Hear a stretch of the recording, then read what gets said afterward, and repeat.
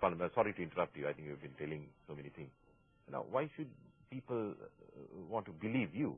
Now, you tell me, now, we have to be very honest on that case also. Just tell me that, why should people want to... So, they should cross that area in night. So, in 3 or 4 feet depth of water. So, when they try to cross that, people fight.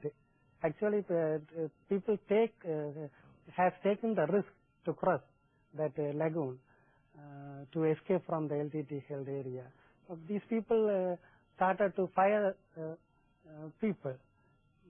They said they are the protectors of Tamils, but at last they have started to fire and they killed a lot of civilians. I saw that. To believe you. Yes, I have treated a lot of people, those who have injured by the LTTE firing.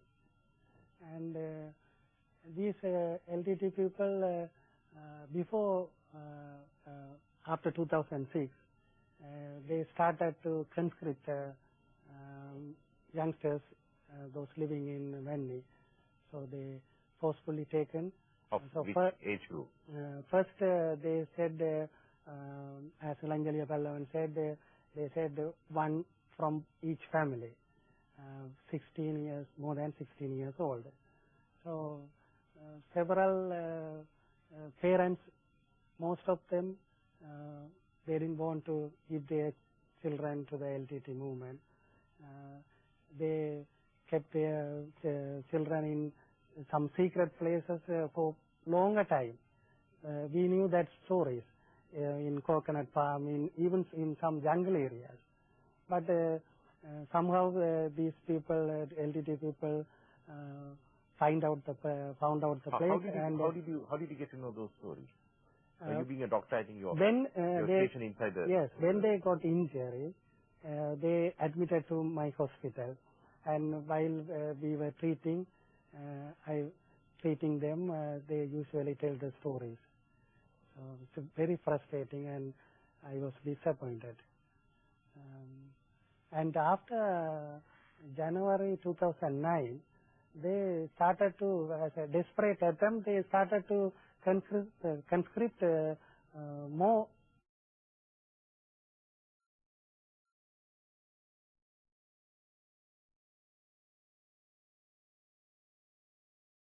They taken 13, 14 years old boys and girls. So, well, 2 instances I treated 14 years girl with abdominal injury. For that girl, they gave them 10 days training. 10 days training, put her...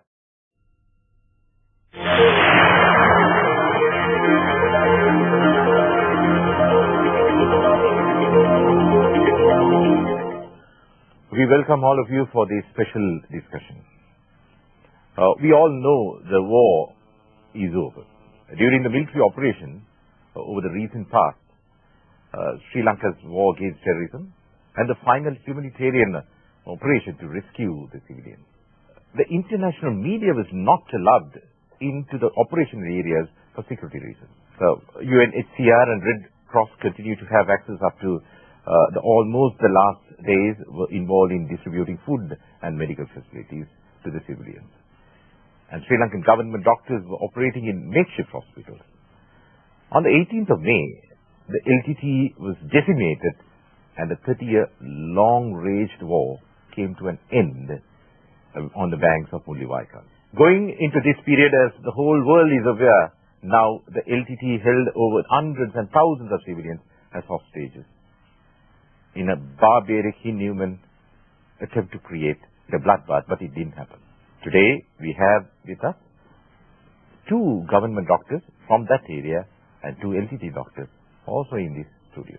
So let me start off with Dr. Satyamurthy.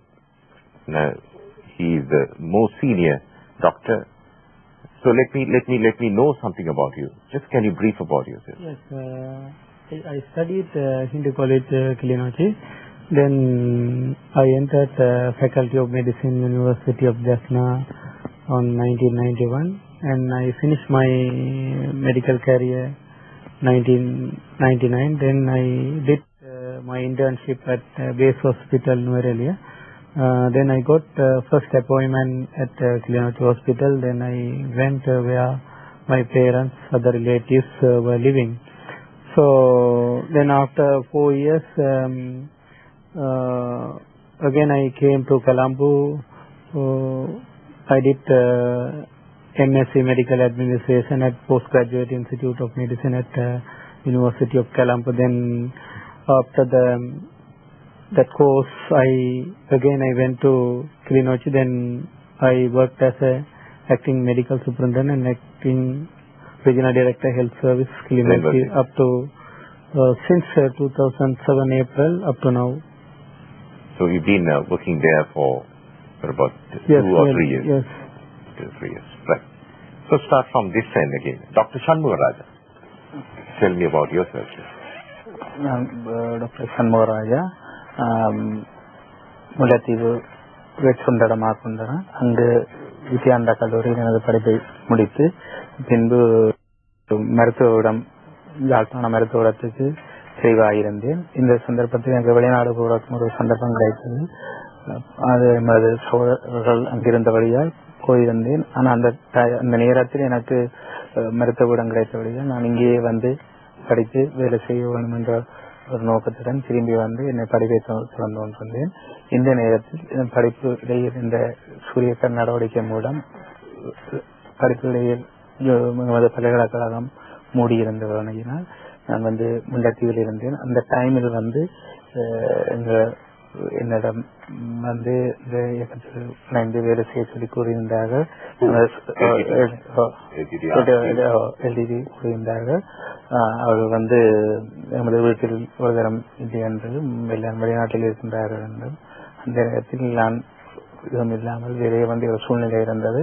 அதனால் வேலைக்கு சென்று அந்த நேரம் வேலைக்கு சென்று கொண்டிருந்த நேரத்தில் இடையில் எனக்கு ஒரு சிறிய பயிற்சிக்காக கூட்டிக் கொண்டு வந்தார்கள். அங்கு ஒரு சிறிய பயிற்சியை தந்தார்கள்.